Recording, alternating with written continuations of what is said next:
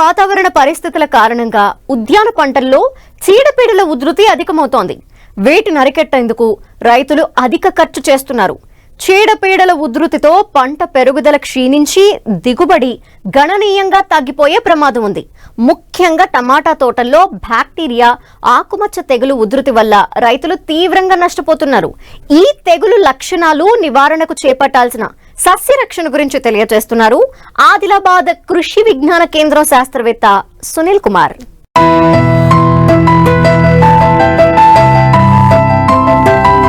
టమాటా ప్రస్తుతం పూత పిందె దశలో ఉంది. ఇటీవల కురిసిన వర్షాలు, పెరుగుతున్న ఉష్ణోగ్రతల కారణంగా బ్యాక్టీరియా, ఆకుమచ్చ తెగులు చాలా చోట్ల ఆశించింది. ఈ తెగులు ఆశించినట్లయితే కాయలు పిందె దశలోనే కుళ్లిపోవడం, ఆకులు రాలిపోవడంతో పంట పెరుగుదల క్షీణిస్తుంది.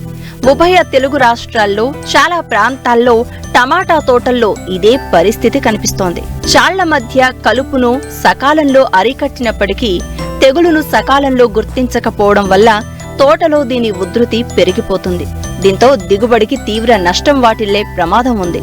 రైతులు ఈ బ్యాక్టీరియా, ఆకుమచ్చ తెగులు నివారించేందుకు ఎలాంటి సస్యరక్షణ చర్యలు చేపట్టాలో తెలియచేస్తున్నారు ఆదిలాబాద్ కృషి విజ్ఞాన కేంద్రం శాస్త్రవేత్త సునీల్ కుమార్. అయితే మన ఆదిలాబాద్ జిల్లాలో చూసినప్పుడు ముఖ్యంగా ఆదిలాబాద్ జిల్లాలోనే కాకుండా తెలంగాణ రాష్ట్రంలో కూడా ఉన్నటువంటి సాగు చేస్తున్నటువంటి కూరగాయ పంటలలో టమాటా అనేది చాలా ముఖ్యమైనటువంటి కూరగాయ పంట. అయితే ఇప్పుడున్నటువంటి వాతావరణ పరిస్థితుల్లో టమాటాలో మనకు బ్యాక్టీరియా, ఆకుమచ్చ తెగులు అనేది ఉధృతి ఎక్కువగా కనబడతా ఉన్నది. ఈ యొక్క తెగులు లక్షణాలు మనం గమనించినట్లయితే కనుక ముఖ్యంగా మొక్కలోని అన్ని భాగాల్లో ఈ తెగులు లక్షణాలు అనేవి మనకు కనబడతా ఉంటాయి.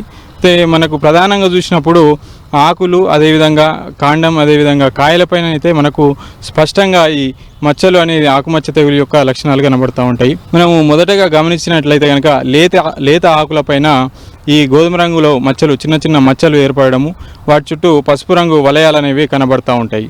అయితే మనము పంటను కనుక జాగ్రత్తగా గమనించినప్పుడు ఈ యొక్క మచ్చలు అనేవి ఆకుల అంచులు, అదేవిధంగా ఆకుల కొన్న భాగాలపైన ఎక్కువగా కనబడుతూ ఉంటాయి.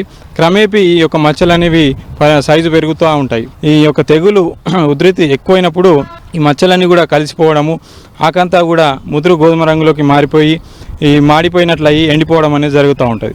ఈ విధంగా ఎండిపోవడం వలన ఆకుల అంచులు రాలిపోవడము, ఆకులు రాలిపోవడం అనేది జరుగుతుంది.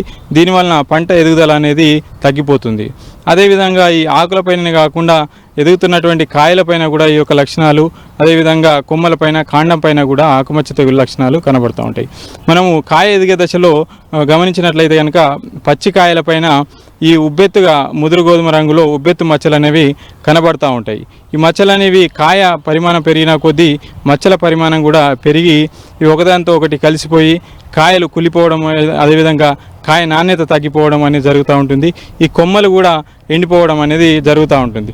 ఈ విధంగా మొత్తం మీద ఈ యొక్క బ్యాక్టీరియా, ఆకుమచ్చ తెగులు వలన ఈ యొక్క తీవ్రత పెరిగినప్పుడు దాదాపు 20 నుంచి 30% వరకు నష్టం వాటిల్లే అవకాశం ఉన్నది. కాబట్టి ఈ యొక్క నివారణ చర్యలు చూసినట్లయితే కనుక మనము అదే పొలంలో ప్రతి సంవత్సరం టమాటా పంటను సాగు చేయడం కాకుండా పంట మార్పిడి చేస్తూ ఉండాలి.